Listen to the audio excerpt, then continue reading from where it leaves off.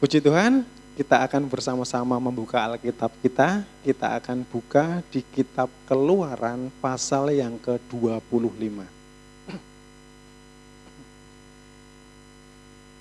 Kitab Keluaran pasal yang ke-25, kita akan membaca ayat yang pertama sampai dengan ayat yang ke-9.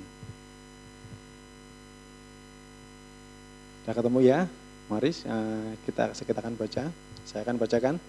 Keluaran pasal 25 ayat pertama sampai dengan ayat yang ke-9.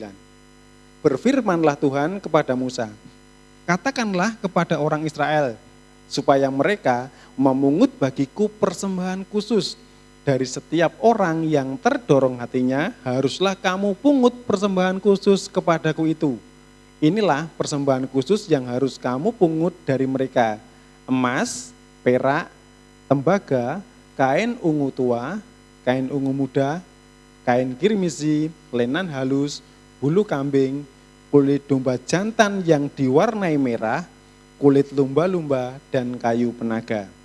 Minyak untuk lampu, rempah-rempah untuk minyak urapan, dan ukuman dari wangi-wangian, permata krisopras, dan permata tatahan untuk baju efod dan untuk tutup dada. Dan mereka harus membuat tempat kudus bagiku, supaya aku akan diam di tengah-tengah mereka. Menurut segala apa yang kutunjukkan kepadamu sebagai contoh kemah suci, dan sebagai contoh segala perabotannya, demikianlah kamu harus membuatnya.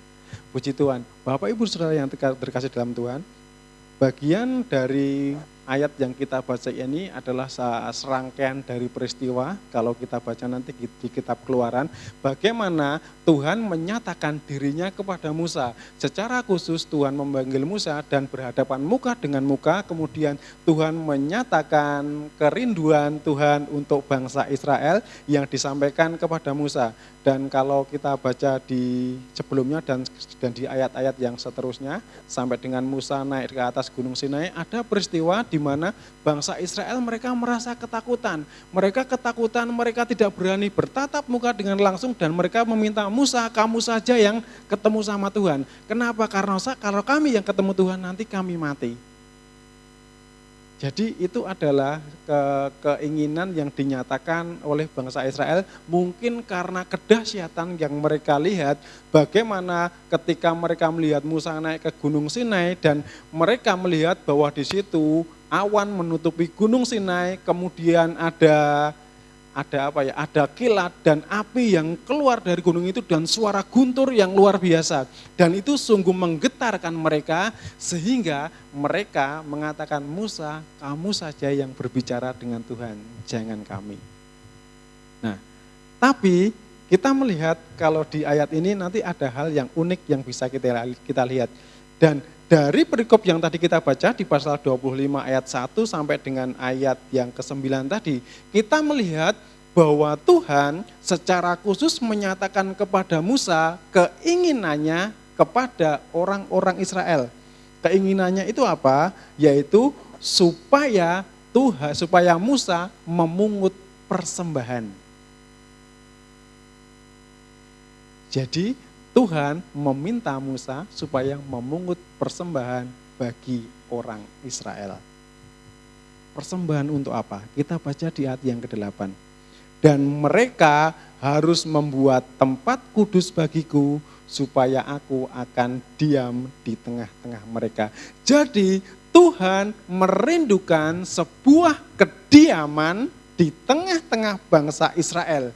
Dan bangsa Israel itu harus dengan rela hati memberikan persembahan untuk membangun itu. Jadi tempat istimewa yang Tuhan kehendaki itu adalah tempat di mana Tuhan bisa menyatakan kemuliaannya di tengah-tengah bangsa itu. Dan tempat itu harus dibangun oleh umatnya sendiri. Di ayat yang kedua, katakanlah kepada orang Israel supaya mereka memungut bagiku persembahan khusus dari setiap orang yang terdorong hatinya, haruslah kamu pungut persembahan khusus kepadaku itu. Jadi tempat istimewa yang dikehendaki oleh Tuhan itu yang membangun haruslah orang Israel sendiri. Dan mereka membangun tempat itu dengan penuh sukacita, dengan rela hati, dengan persembahan yang mereka berikan dengan pengertian yang benar. Saya percaya ketika kita memberikan persembahan, ketika kita memberikan korban untuk apapun itu, entah untuk pekerjaan Tuhan, entah untuk kita berbagi dengan teman kita yang kesusahan, ataukah ketika kita ingin membantu orang lain, kita bisa saja kita memberikannya itu dengan hati yang benar-benar dengan hati yang berat, mungkin dengan pertimbangan seberapa yang kita miliki, kemudian kalau ini kita berikan, kemudian implikasinya apa, kalau ini tidak kita berikan membawa akibat apa, dan ketika kita memberikan itu dengan pengertian yang benar, saya percaya itulah yang dianggap persembahan dengan rela hati. Jadi persembahan yang diberikan dengan pengertian yang benar. Mungkin ada rasa berat yang timbul dalam hati, mungkin ada pengorbanan yang harus dilakukan karena pengen memberikan yang terbaik.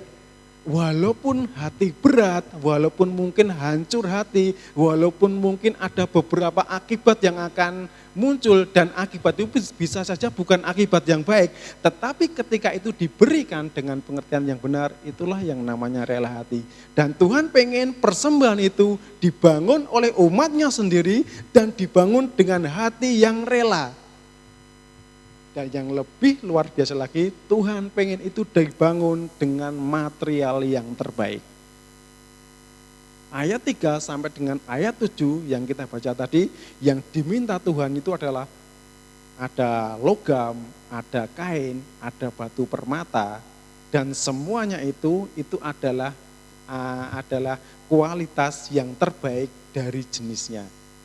Ada kain ungu tua, kain ungu muda, kain merah, dan sebagainya. Itu adalah hal yang terbaik yang Tuhan ingin supaya umatnya memberikan untuk pembangunan tempat yang nanti akan dipakai Tuhan untuk berdiam. Nanti teman-teman semua bisa lihat kenapa kok kain ungu itu mahal, kenapa kain yang merah itu mahal. Nanti silahkan cari referensinya sendiri ya. Ada alasannya kok kenapa seperti itu. Kalau saya salah satunya adalah warna ungu itu pada waktu itu hanya bisa didapat dari sejenis siput yang ada di sana, dan untuk menghasilkan sebuah kain yang besar tentu membutuhkan ribuan ekor siput untuk bisa mewarnai kain yang begitu banyak. Jadi kenapa yang namanya kain ungu itu kain yang begitu mahal. Nanti teman-teman bisa lihat referensinya. Jadi kita melihat bahwa apa yang dikehendaki Tuhan itu rindu untuk tinggal di tengah-tengah umatnya. Saya baca lagi ayat yang 8, ayat ke-8, ini ayat yang sangat-sangat memberkati saya.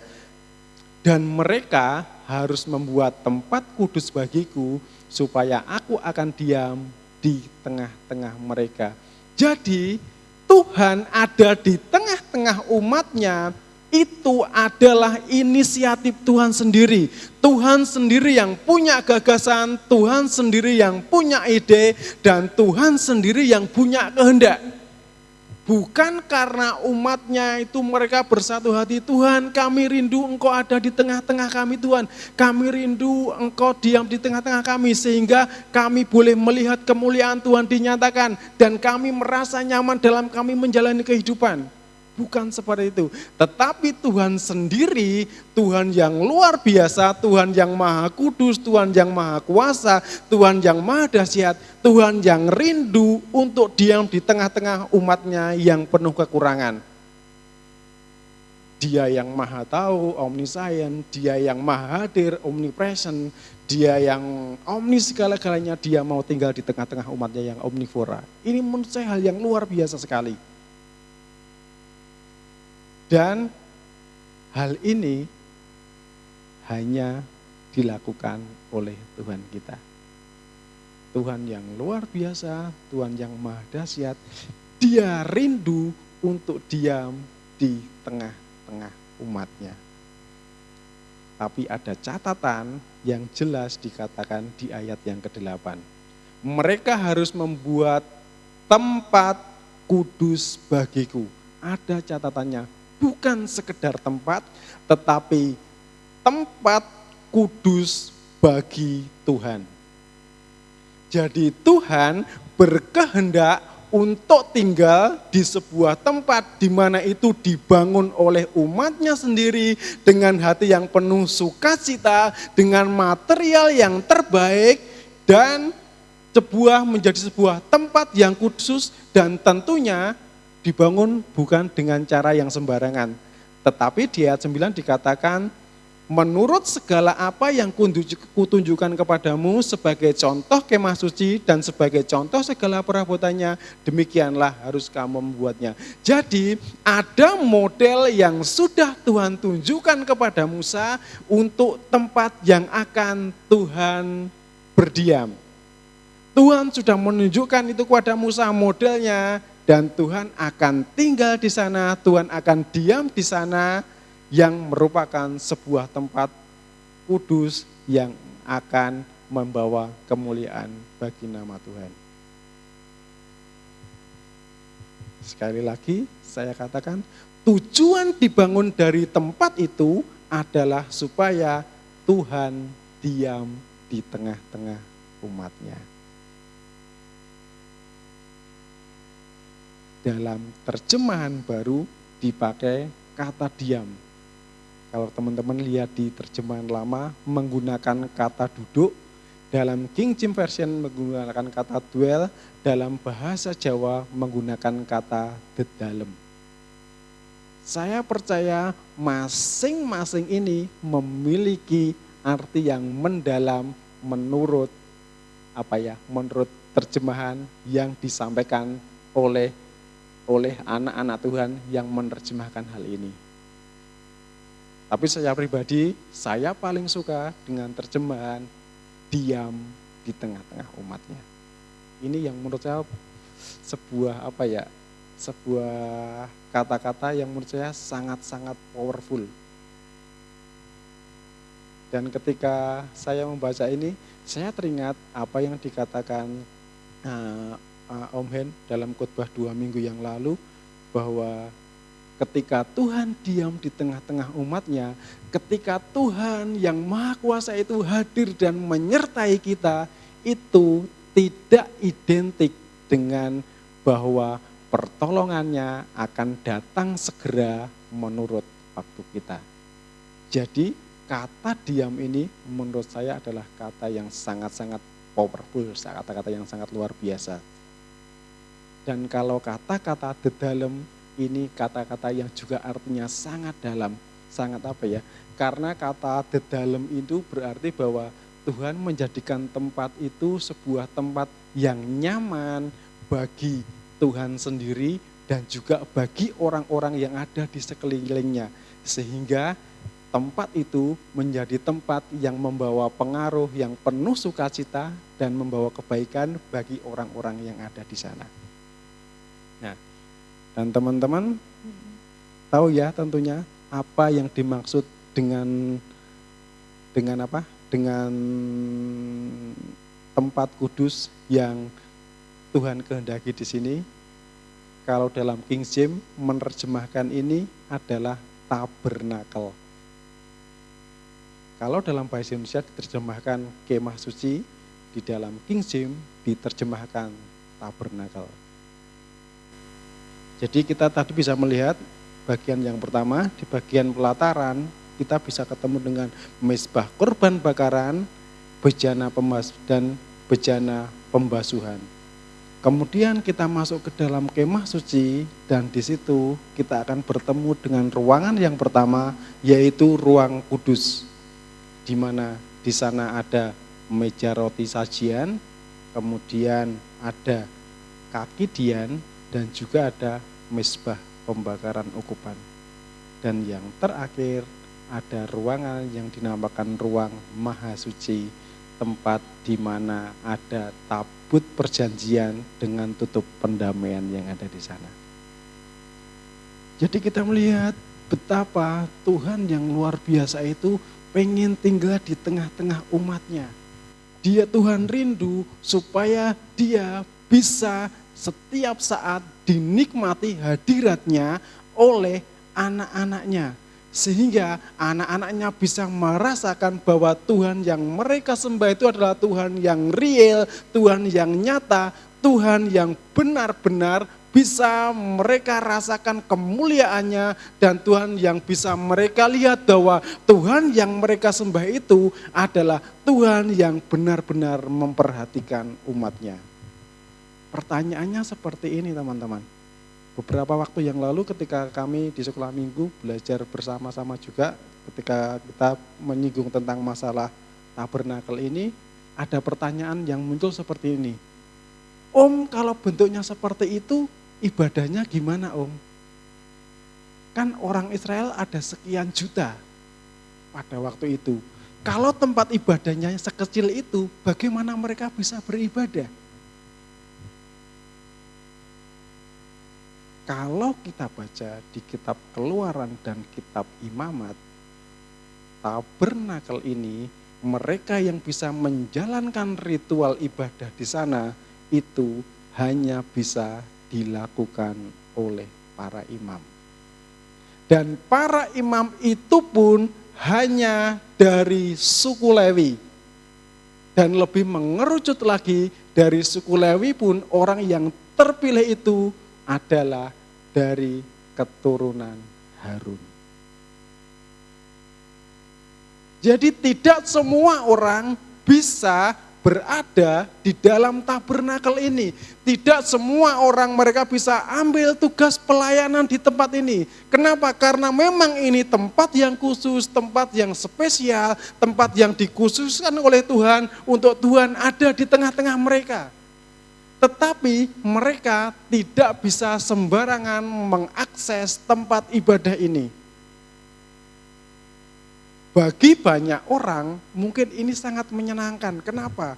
Oh iya, ketika saya pengen mempersembahkan sesuatu sama Tuhan, untuk ibadah saya nggak perlu repot-repot. Saya cukup melihat, cukup mendengarkan apa yang disampaikan. Ketika saya jatuh dalam dosa atau ketika saya pengen mengaku dosa, saya tinggal laporan dengan para petugas yang ada di sana.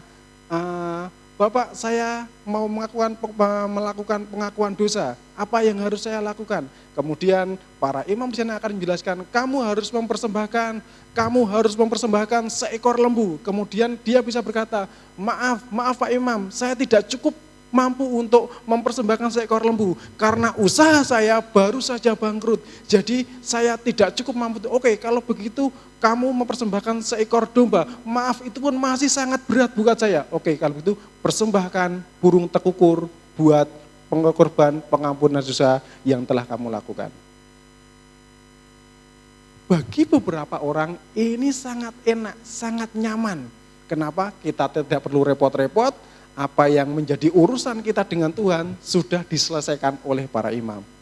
Tetapi saya percaya buat banyak orang juga, mereka yang rindu untuk menyatakan isi hatinya kepada Tuhan, hal ini sangat mengganggu.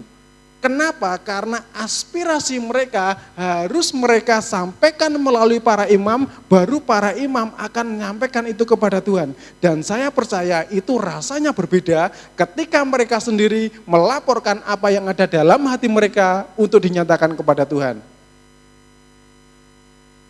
Belum lagi kalau ada prasangka yang tidak baik dengan para pelayan Tuhan yang ada di tempat itu. Ini mengingatkan saya kepada zaman-zaman dulu ya. Saya sekali mengikuti pemilu di masa Orde Baru. Jadi pemilu pada masa itu ketika kita ada pesta demokrasi di mana akan memilih seorang presiden, kita tidak perlu memilih presiden yang kita sukai. kita cukup menitipkan suara kita kepada teman-teman wakil rakyat di DPR dan MPR yang ada di Senayan sana. Jadi kita ada tiga pilihan partai yang ada di sana, 2 partai dan 1 golongan. Kita dipersilahkan memilih dan kemudian mereka yang akan mewakili kita untuk memilih presiden yang akan memimpin bangsa kita. Bagi saya pada waktu itu tidak masalah. Kenapa tidak masalah? Saya masih sangat muda dan pada waktu itu bagi saya siapapun yang jadi presiden tidak ada masalah.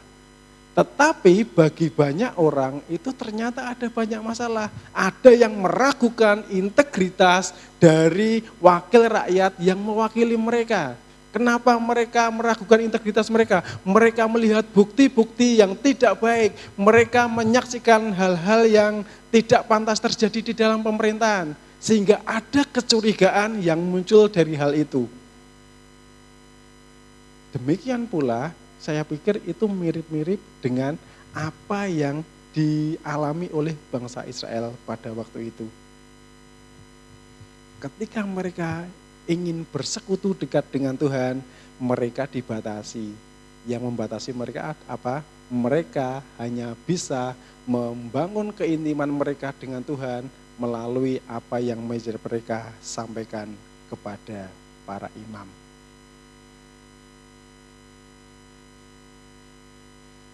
Terus apa hubungannya dengan kita teman-teman semua? Kalau kita melihat tabernakel yang dibangun oleh bangsa Israel itu adalah kerinduan Tuhan sendiri, tetapi mereka punya keterbatasan untuk bisa berhubungan dengan Tuhan. Bagaimana dengan kita sekarang? Kita baca di 1 Korintus 3 ayat 16. 1 Korintus 3 ayat 16. Tidak tahukah kamu bahwa kamu adalah bait Allah dan bahwa roh Allah diam di dalam kamu. Nah, pada saat ini firman Tuhan mengatakan kepada kita bahwa bait Allah itu, kemah suci itu, tabernakel itu, kalau itu digunakan tabernakel, itu adalah tubuh kita.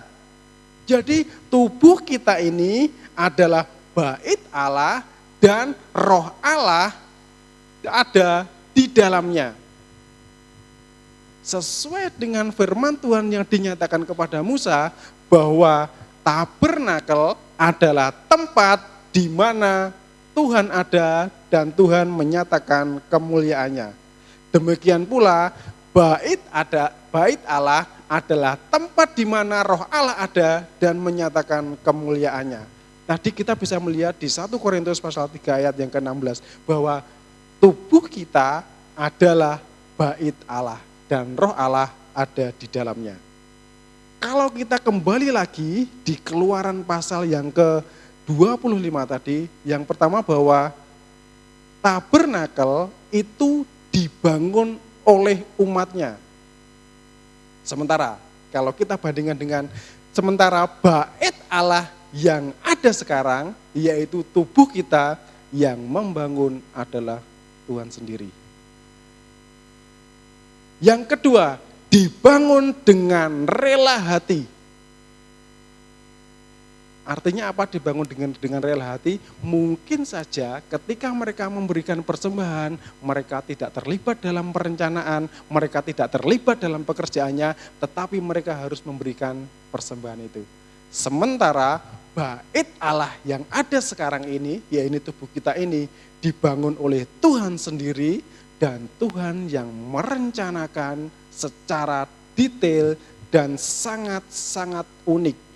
Dan tentu dibangun dengan material yang terbaik. Kita bisa melihat bahwa bait Allah ini, tubuh kita ini masing-masing unik. Tidak ada yang sama. Artinya apa? Tuhan benar-benar memberikan material yang benar-benar yang terbaik untuk bait Tuhan ada di dalamnya.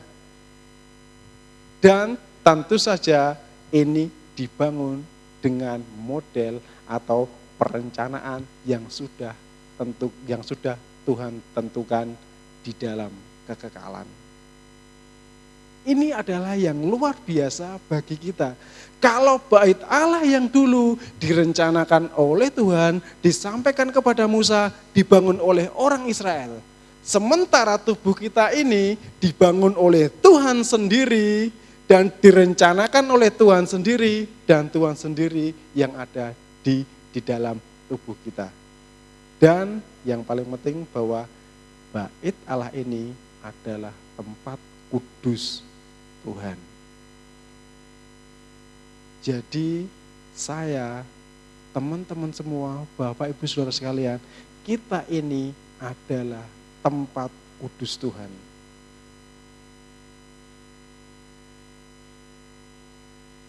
Ketika kita ini adalah tempat yang kudus, tentu itu nanti akan membawa implikasi dan konsekuensi. Nanti ya, selanjutnya. Jadi yang pertama, dari segi bangunan, tubuh kita ini adalah bait Allah. Sekarang kita akan bandingkan di 1 Petrus 2 ayat yang ke-9. Tetapi kamulah bangsa yang terpilih, imamat yang rajani, bangsa yang kudus, umat kepunyaan Allah sendiri, supaya kamu memberitakan perbuatan-perbuatan yang besar dari Dia yang telah memanggil kamu keluar dari kegelapan kepada terangnya yang ajaib. Kamu adalah bangsa yang terpilih, imamat yang rajani. Jadi kita ini adalah bangsa yang terpilih oleh Tuhan dan kita adalah imamat yang rajani. Kita ini adalah para imam keturunan raja. Dan kita tahu bahwa para imam adalah pribadi yang memiliki hak istimewa untuk melakukan pelayanan atau pekerjaan Tuhan di bait Allah. Jadi yang pertama, tubuh kita ini adalah bait Allah, di mana roh Allah tinggal di dalam kita. Dan yang kedua, kita ini adalah imam-imam keturunan raja yang punya tugas untuk melakukan tugas pelayanan di dalam bait Allah. Tentu ini membawa membawa implikasi dua hal. Yang pertama, bagi diri kita sendiri. Bagi diri kita sendiri, yang pertama, sebagai bait suci, tentu kita akan dilayani oleh imam-imam yang ada di sekeliling kita. Siapakah itu?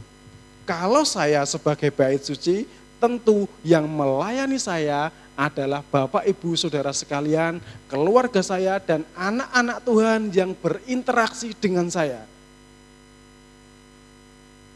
Kemudian yang kedua, kalau saya sebagai imam, saya bertanggung jawab untuk melayani bait suci yang ada di depan saya. Bait suci yang saya temukan, bait suci yang Tuhan berikan kepada saya untuk saya boleh melayani di sana. Siapakah itu? Yaitu teman-teman kita seiman, saudara-saudara kita, keluarga kita, dan semua anak-anak Tuhan yang berinteraksi dengan kita. Jadi artinya apa? Apapun posisi kita itu memiliki konsekuensi buat kita bahwa kita harus bertanggung jawab.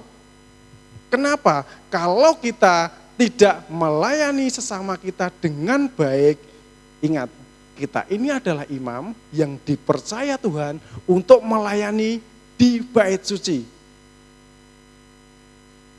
Ada peristiwa, kalau teman-teman nanti baca di kitab Imamat pasal yang ke-7, ada 2 orang anak dari imam besar Harun, yaitu Imam Nadab dan Imam Abihu. Dua-duanya mereka meninggal ketika melayani Tuhan. Ketika mereka melayani Tuhan, ketika mereka mempersembahkan sebuah korban api-apian di hadapan Tuhan, pada waktu itu mereka melakukan kesalahan dan di situ Tuhan tidak berkenan sehingga Tuhan harus panggil mereka pulang. Yang saya maksudkan seperti ini, ketika kita melayani teman-teman kita, ketika kita melayani saudara-saudara kita dengan tidak baik, jangan-jangan nanti Tuhan tidak berkenan dengan apa yang kita kerjakan. Dan kalau Tuhan tidak berkenan, tentu itu akan ada dampak yang bisa kita rasakan.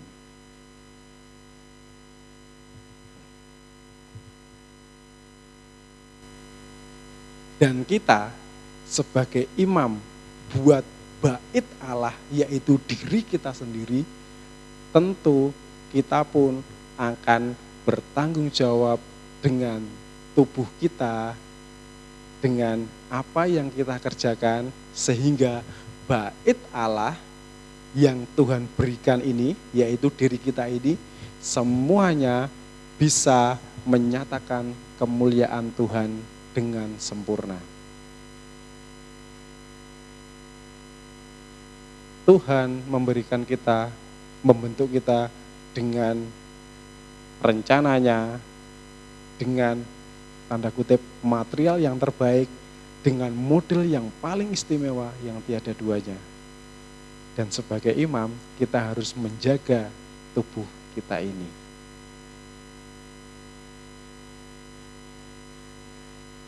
Saya percaya itu tidak mudah, apalagi ketika kita berhubungan dengan sesama kita. Tapi ini yang Tuhan kehendaki. Suka tidak suka, mau tidak mau, kita harus melayani teman-teman kita. Dan kita juga harus melayani, tanda kutip, diri kita sendiri supaya kemuliaan Tuhan tetap terjaga. Kemudian kalau kita implikasikan di di dalam kehidupan kita sehari-hari, di dalam pelayanan kita, maka kalau kita tahu kita ini imam dan teman-teman kita ini adalah bait suci Tuhan, tentu adalah keniscayaan bagi kita bahwa kita akan melayani teman-teman kita. Kita akan melayani jemaat Tuhan. Jadi tidak kebetulan kalau kemarin teman-teman pelayan Tuhan di sini mengadakan open recruitment untuk kita bersama-sama melayani Tuhan. Kenapa?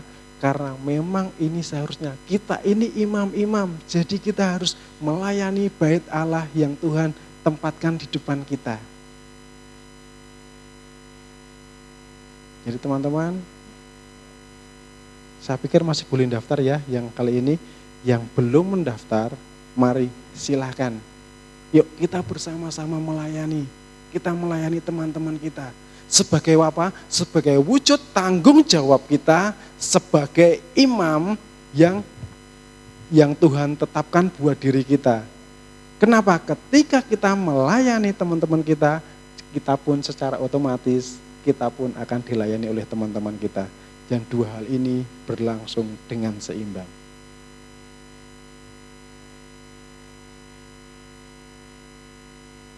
Kemudian untuk teman-teman yang sudah terlibat dalam pelayanan, setiap tugas pelayanan yang diberikan kepada kita, kerjakan dengan penuh tanggung jawab. Ketika kita melakukan tugas dan pelayanan kita dengan penuh tanggung jawab, di situ kemuliaan Tuhan akan dinyatakan. Amin.